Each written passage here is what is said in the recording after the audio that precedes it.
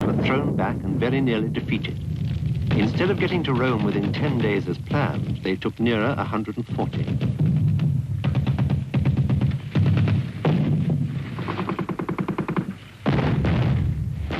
Churchill was furious. He telegraphed General Alexander, the Allied commander in Italy. "I had hoped we were hurling a wild cat onto the shore, but all we got was a stranded whale." Anzio was an operation in a hurry, because the necessary landing craft were due back in Britain to prepare for D-Day.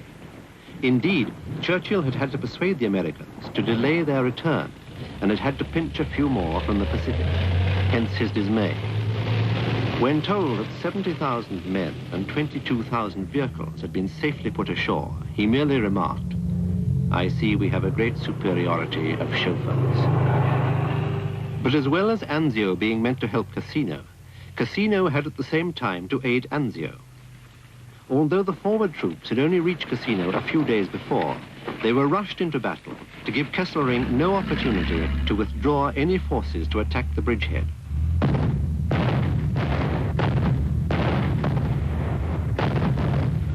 It was a mistake, the first of many mistakes at Cassino.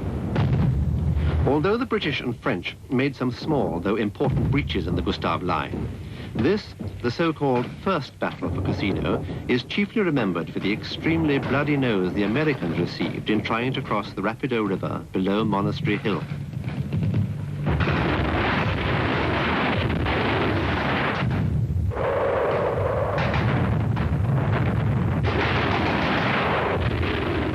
In an action lasting just 2 days, the U.S. 36th Texas Division lost 1,700 men, and as a fighting force virtually ceased to exist. Indeed, an American news correspondent described it at the time as the biggest disaster to American arms since Pearl Harbor. After the war, the Divisional Association demanded and got a congressional inquiry into the battle. Although that inquiry vindicated the Army commander, General Mark Clark, criticisms were raised of the rigidity of the American system of command, whereby everything was worked out in detail for the battle back at base. Their infantry material, as far as courage was concerned, was first rate. It was very good indeed. We felt that they weren't well served by their higher command.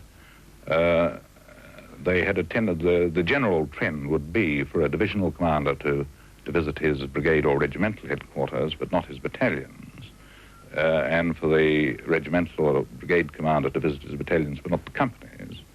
Whereas our practice had traditionally been, and I imagine that was the practice of the British Army generally, that the command always went one unit or formation below the one next below it, as it were. And this meant for a greater coherence and a sense of coherence between the people at the bottom and the people at the top. And again, they tended, we thought, to drive their men too hard. The 34 and 36 Division of two U.S. Corps were two splendid divisions, but they were really fought to a standstill on above Cassino and at the Rapido crossing, and they would not be relieved when they should have been, when we would have thought they would have been pulled out and a fresh slot put in. They were asked to go in again and again on the same plan and the same front, but with ever-diminishing strength, which was very hard, even on the best of infantry. But in truth, those 1,700 luckless men of the 36th were the first victims of Montecassino's unique observation position. As one of the German defenders later put it, to have attempted to cross the Rapido River, dominated as it was by the Montecassino Massif, was from the very outset a daringly hazardous enterprise.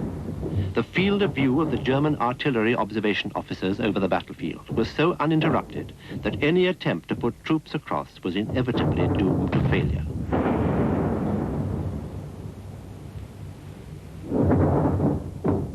Without pause, while the 36th was still counting their losses, the U.S. 34th Division were thrown into the battle above Monastery Hill, and with greater success.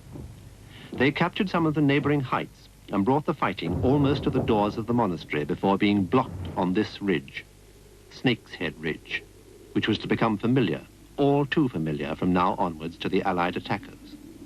For it was on these mountains, littered with boulders and gorse thickets and larded with gullies and ravines down which you could suddenly stumble, that the real battle for Cassino was to be fought. Digging in was not possible on these rocky slopes. Only the German defenders, who had spent 3 months or more dynamiting holes in the rock, had cover for their guns and for themselves. The attackers had to rely on the loose stones they could gather in their hands and shape into some shelter. There were few paths, and supplies had to be brought in by mule, sometimes making detours of 7 miles to avoid coming under the all-seeing eye of Monastery Hill. The Allied casualties for the 3 weeks of the first battle totaled over 10,000.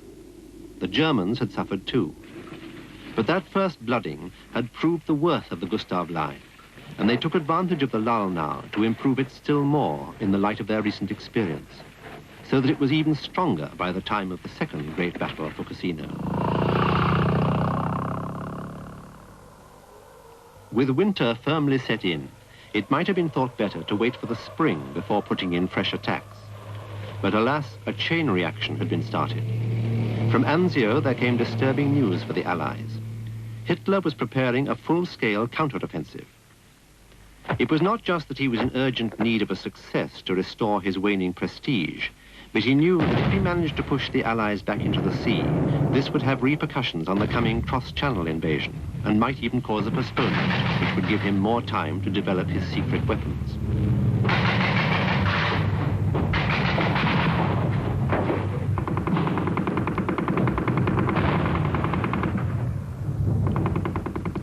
It could not have been more ironical. Anzio had originally been planned to save the Cassino front from stalemate. Now it needed rescuing itself. The second battle for Cassino had to be even more rushed than the first to save Anzio from catastrophe. But before it could start, the Allied commanders received an ultimatum from the Indian troops who had just taken over from the weary Americans on Snake's Head Ridge. They demanded that the monastery be razed to the ground. The commander of the 4th Indian Division, Brigadier Dimmerlin, was adamant that all buildings in the area must be bombed, including the abbey.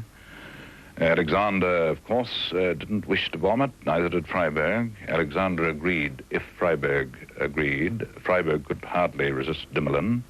Dimmerlin himself, after all, was commanding Indians to whom Christian Abbey was not necessarily such a powerful monument that it was more important than lives. Eisenhower had said not long before he left that front that while we were now fighting in the sort of heartland of European culture, and everything that could possibly be done to preserve buildings of importance from the cultural point of view must be done, nonetheless the ultimate criterion was human life and the life of our soldiers. And it was the Germans who had put us into the position where this terrifying, crucifying decision arose. In a sense, the responsibility for the bombing of the abbey, I think, is a German responsibility. It's what the soldiers, the troops who are doing the assault think that matters most. They thought that the monastery was a vital feature, and indeed it was. Whether it was occupied by the Germans at that particular time as an observation post, as fire positions, or as merely as a shelter, is really beside the point. It's what our own people thought at the time, and it was the Field Marshal Alexander's and other commanders' responsibility to give them a feeling that they had the maximum support.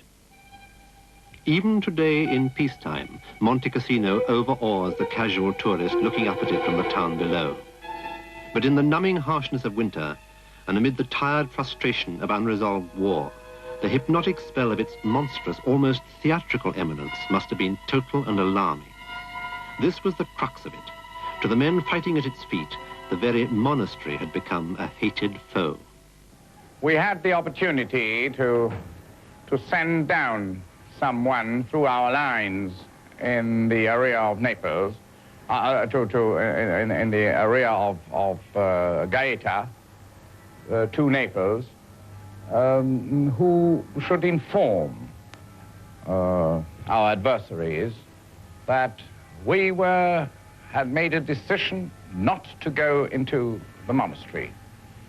And we hoped that by this letting you know, you wouldn't bomb it. but we failed. And I understand why we failed, because it was war. No one had any trustee in Germans. Most of the great treasures, the manuscripts, the books, the pictures, the relics the monastery contained, had long since been evacuated to Rome by the Germans, though not always for unselfish motives. When it came to the fight, the battle there, and it was to be foreseen that something could happen, some of the troops tried to help the monks to bring away the treasures, and they succeeded. But there's no doubt about it that some of these treasures should not be brought back to Rome or San Anselmo. They should find their way to Germany and to be brought to someone who was very fond of having antiquité. The monks were warned of the intended bombing by leaflets fired at them inside shells 2 days beforehand. But their reaction was mere surprise and bewilderment, as one of the 4 monks to survive the bombing, Dom Agostino, points out.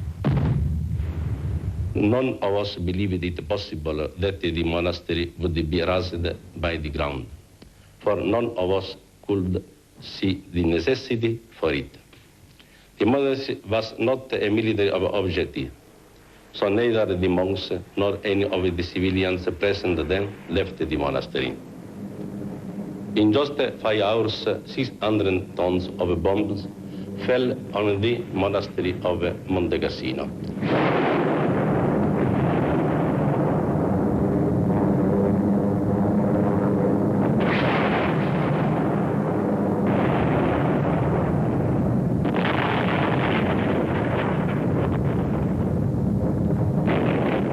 When it was all over, the monastery looked like the end of the war. It was a terrifying scene worthy of the apocalypse. There were 12 of us hiding, and miraculously not one of us was hurt. I, together with the other monks, took shelter under the cell of St. Benedict after the bombing. 2 days later, the old and venerable abbot, the Amare, called us all together and told us that we must leave the monastery. Eventually, we reached the village of the Rucksack, where the Germans helped us by taking us on the Rome by car. The tragedy from the Allied point of view was that once it had been decided to bomb the monastery, the responsibility for doing it rested purely with the Air Force, and the Air Force saw it simply as just another operation, one of many they carried out every day, and did not think fit to link it with what was happening on the ground, which after all was its only justification. The Indians, who had asked for the monastery to be bombed in the first place, were not even told when it was going to occur, and in any case were not ready for the offensive the bombing was meant to support. When they did eventually attack, they were thrown back with appalling losses, as were General Freiberg's New Zealanders down in the town trying to storm the railway station with tanks.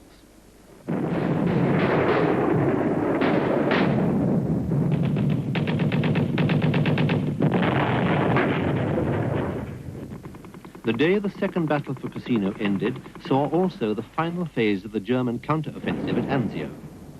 That offensive failed removed the need for immediate further full-scale attacks at Cassino. So far, the 2 battles for Monastery Hill had shown how, even in the most mechanized war then in history, terrain and climate could conspire to render that mechanization useless, and that once again, as in Flanders in 1914, the outcome would be decided by small bands of infantrymen armed with bayonet and rifle, machine gun and grenade. An army that possessed no fewer than 600 tanks, 800 artillery pieces, 500 aeroplanes and 70,000 vehicles of all shapes and sizes had become dependent on the humble pack mule. In the hills around Montecassino that winter of 1944, a mule was worth a dozen tanks.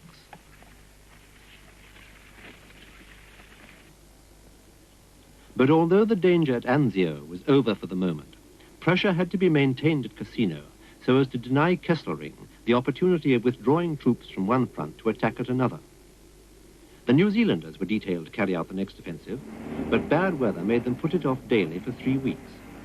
When it did begin on March the 15th, the Ides of March in the Roman calendar, it was preceded by an obliteration bombing of the little town of Cassino. 500 bombers took part, of which more than half were heavies, and in just 4 hours they dropped twice the tonnage of bombs that had been dropped on the monastery the month before.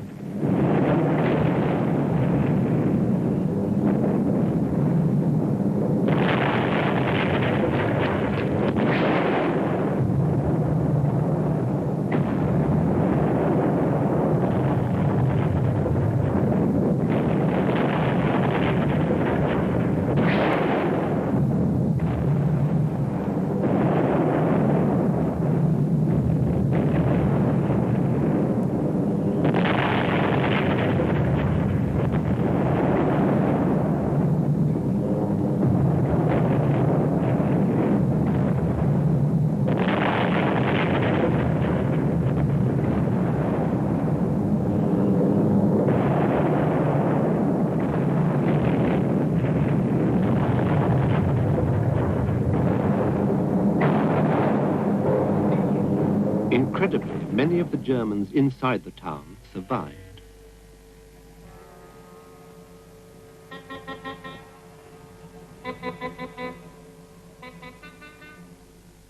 Once again, the Allied troops were slow to follow up the initial paralysis the bombing produced, and the numerous craters throughout the town hindered the movement of tanks. Instead of the walkover they had hoped, the New Zealanders met with stiff opposition and did not succeed in taking town or Monastery Hill, though the Gurkhas got to within 300 yards of the ruins before having to give up.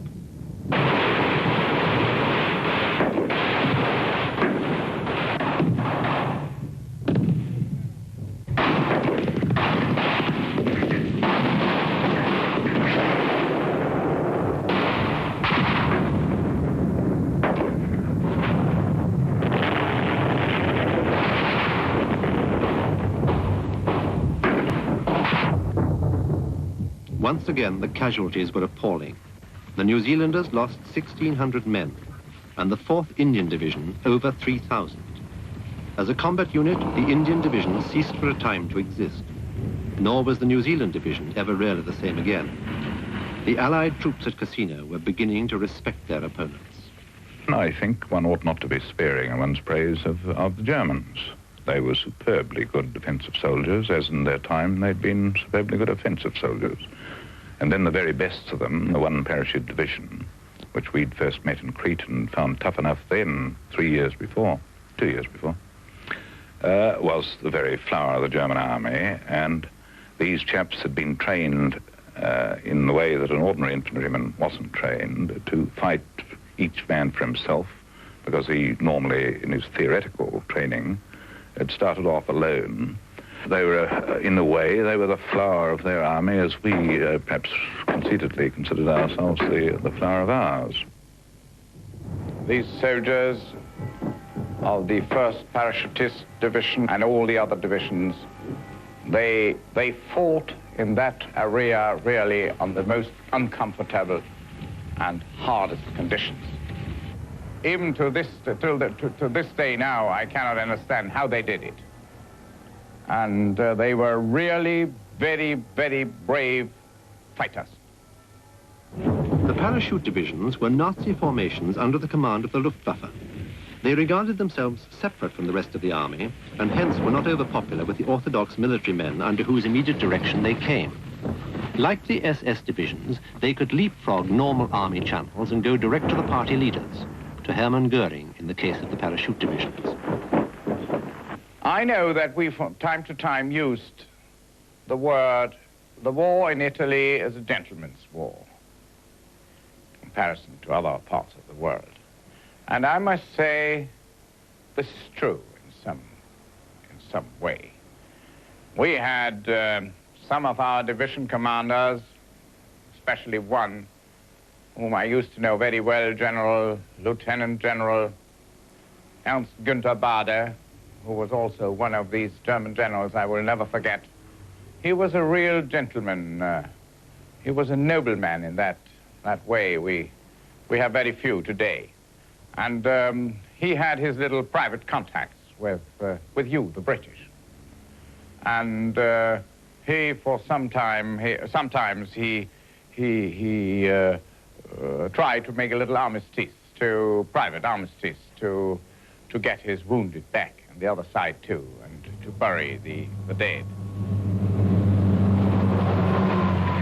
With the position at Anzio stabilized, General Alexander had the luxury of time to plan the next, the fourth, he hoped the final, battle for Cassino.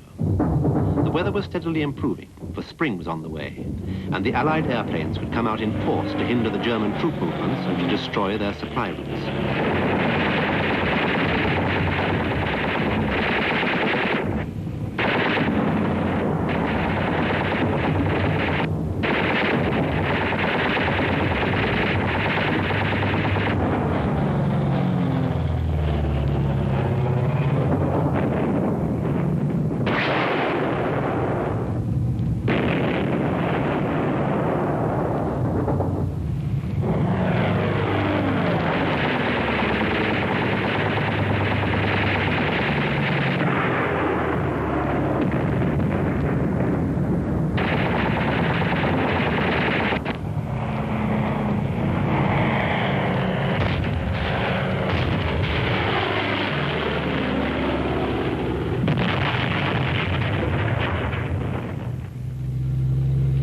At last, too, Alexander was going to be able to deliver his attack at the moment of his own choosing, instead of it being dictated by actions elsewhere.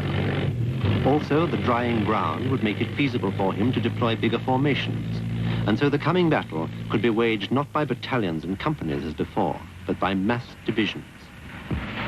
Only numbers can annihilate, Admiral Nelson had once said, and now Alexander, with the Americans' blessing, was going to have those numbers, was going to have the necessary 3-to-1 superiority he had been asking for. At Cassino, he was to pit 13 divisions against the Germans' 4.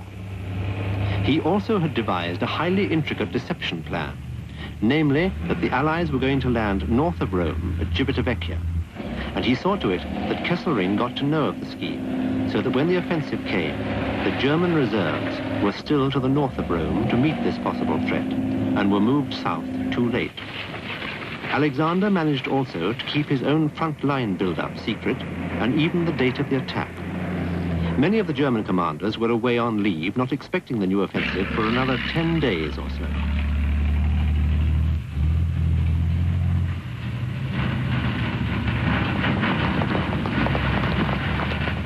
The Americans, the Indians, the British, and the New Zealanders had all had a go at trying to take Monastery Hill. This, still the most hazardous part of the offensive, Alexander decided to entrust now to the Poles under their General Władysław Anders. This was a chance of strengthening the morale of the Polish nation, then under German occupation, by showing that the Second Polish Corps, most of which was made up of men who had undergone terrible hardship in Soviet labor camps, could give a great account of themselves in the fight for freedom. 80% of the men in the Polish Corps had been prisoners in Russia. After Germany's attack on Russia, her former ally, in June 1941, Stalin granted an amnesty to all Poles with a view to reconstituting their army to fight alongside the Soviet Union. This agreement was signed for the Poles by Generals Sikorski and Anders in the summer of 1941. Thereafter, thousands of former Polish soldiers from prison camps all over Russia converged on Anders' headquarters in the Middle Volga to enroll in the new Polish Corps. Most of them arrived barefoot and in poor physical condition as a result of the treatment meted out to them by their Russian jailers. Some died within a few days of being released. Many thousands more never showed up and were never heard of again. Stalin had been supposed to equip the new Polish army, but the German advance to the gates of Moscow distracted him. Surprisingly, in the spring of 1942, he let them go, and 100,000 Poles under General Anders crossed the border into Persia to begin life anew. From there, they marched into Iraq to be supplied and trained by the British, and to be joined by other Polish formations who had escaped earlier. Their morale was high, indeed almost fanatically high, such that it set them apart somewhat from their more casual comrades in the 8th Army, which they joined in the spring of 1944. Cassino, though, was to be their first real test. Conditions were rather very hard to fight on. First of all, we had no proper bunkers, although we were all the time under fire, day and night. we had no books, thus only made occasionally of the piece of rocks and covered with the tents. So sometimes you got a piece of the shell falling into the bunker itself. Now, the food supply was coming not always regularly, especially when we complained about the water, because it was very hot, and we needed a lot of water, and it came to us not always regularly, and if it came in, it was always smelling with the petrol, because we used petrol cans for water transport. Of course, transport of the supply was on the mules, so sometimes when these animals got a good bombardment during the night, they just dispersed in various directions. They couldn't find them until the next day, or some of them just were killed at all with all the supplies on. Now, countryside was beautiful. We looked downstairs to the Leary Valley, all covered with the red poppies, and there was really a beautiful sight. But around us, we had rather a lot of rocks or trees cut by shells, so practically there was no one tree left intact. And behind our positions in the little lower, there were even some previously killed soldiers who were still temporarily buried there. So when you walked, you could see some sticking out legs on the arms, and all this created some sort of bad condition. Plus, that in this hot weather, it was in May, it was sometimes impossible smell, because we had some dead bodies in front of us and behind us. At the front, the place was littered with corpses, which were decomposing slowly, and that was a little bit off-putting, and which were not removed either because they were mined or because we thought they were mined. That was one thing. The other thing, because of Montecassino looking into the entire valley, we had to be covered by a constant smoke screen. So that was a bit unpleasant. There was a scarcity of water. Everything had to be brought in by some means or other. During the day, the movement was quite impossible, certainly in advanced positions. You had to stay still, completely still. During the night, you could move about. No problem about that. No lights, of course, normal. It became hot later on. So the decomposing corpses stank even stronger. I think, and of course, there were the Germans who were shooting from time to time, yes. Late in the evening of May the 11th, 1944, the fourth battle for Cassino began with the now traditional fanfare of heavy guns.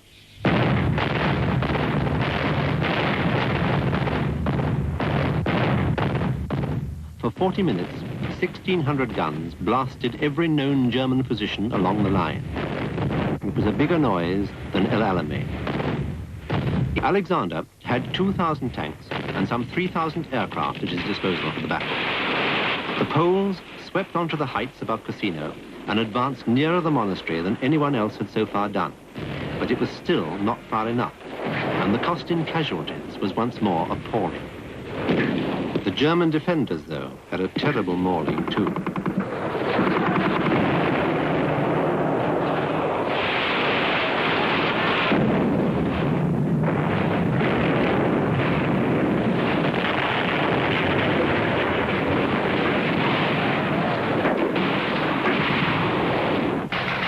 Down in the valley, the British and the New Zealanders and the Canadians were also all held up.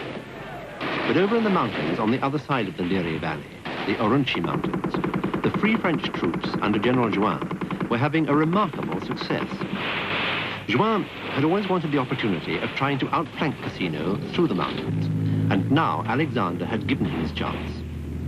Most of Juin's force were North African colonial troops, many of them, unlike their Allied comrades, with experience of mountain warfare, such as the Gooms. They were a kind of mercenary soldier, I think you could call them, and they were recruited from Morocco. I think they were from the Berber race, and they were tremendously fierce fighters, very brave, and they were brought in to the battle just before Cassino in order to take part in the fighting in the mountains, which was very, very difficult, very hard. that there were a lot of gun emplacements inside the caves in the mountains. And it was a question of people going in and picking them out by hand, as you might say. And these grooms were just the right people for that job. They were paid 4 francs a day, plus a commission on the number of ears they brought back from that they'd taken from the enemy. But this was discontinued after a time when they were found to be bringing back ears which didn't always belong to the enemy. In fact, we invented a verb, to goon, which meant to go further than you were expected and completely off the map. The French Corps, with their experience of mountain warfare and their particular aptitude and equipment for the thing, made a very brilliant attack in the Urunqui Mountains, and they broke through there. And that was the primary factor, in my opinion, in loosening up the whole of the enemy's front. So I would say they made a very large, a major contribution.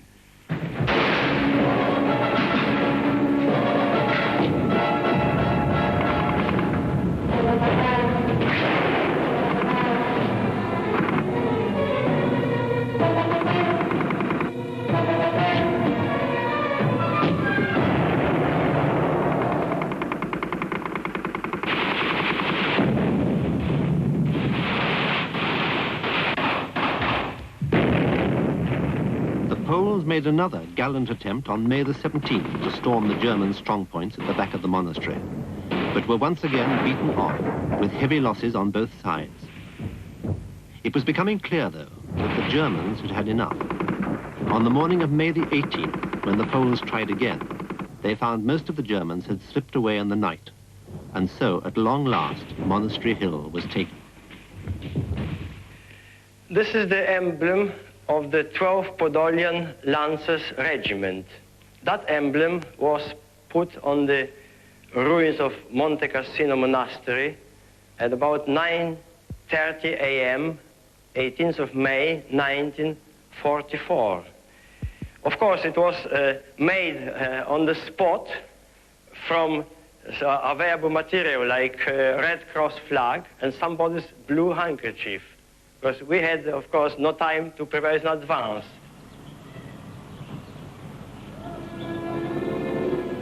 With the Poles in possession of Montecassino, the Gustav Line had been irrevocably breached.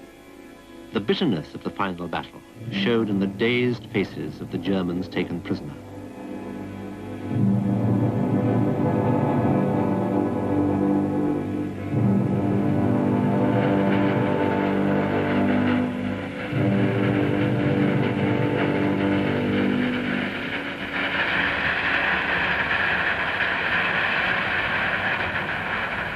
At long last, the British armour could pour into the Liri Valley.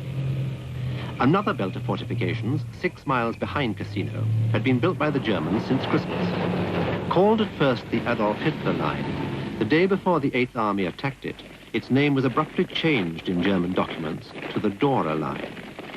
This was symptomatic of the way the Italian campaign was at long last going, for it took the 1st Canadian Division just 24 hours to breach it.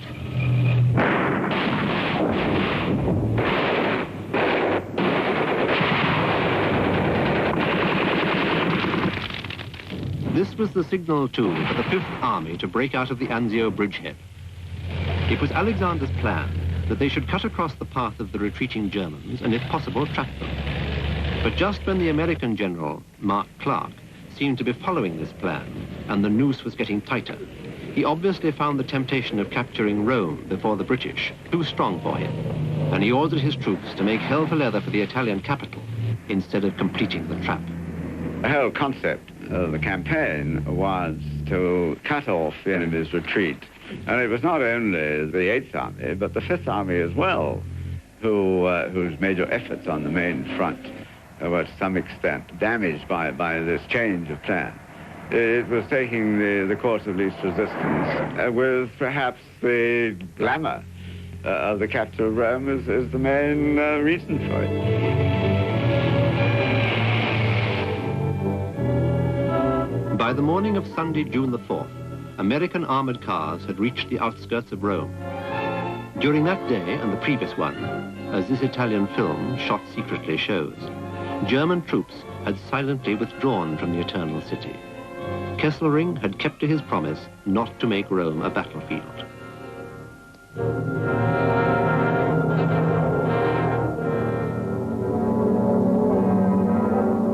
On the following morning, June the 5th, while the 8th Army, bypassing the Italian capital, continued its pursuit of the Germans to the north, General Mark Clark made his triumphal entry into Rome, an entry that clearly meant much to him.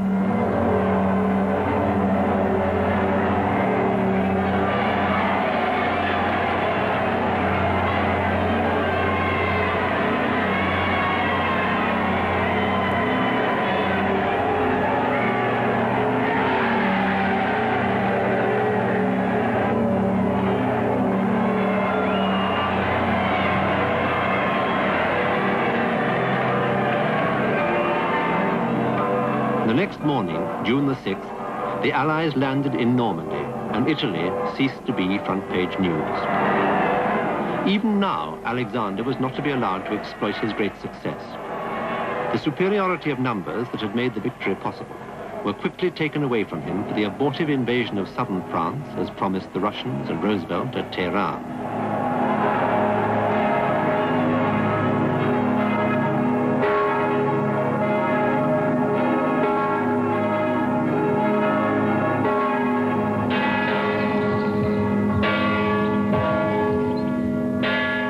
Success at Cassino, at such terrible cost in human life and human suffering, was meant in Churchill's and Alexander's scheme of things to lead to Vienna and to the heartland of Nazi Germany. Instead, it merely led to another stalemate north of Rome.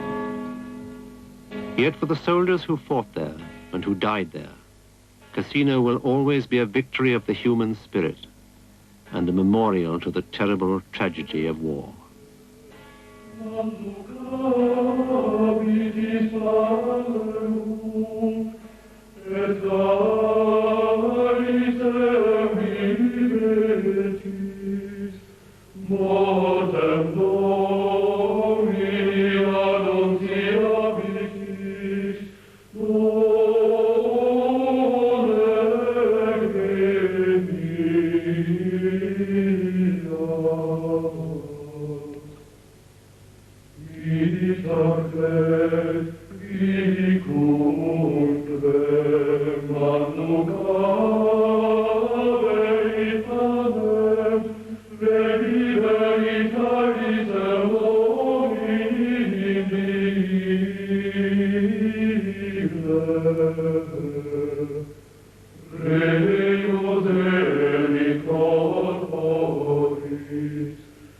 Sanguinis Dominus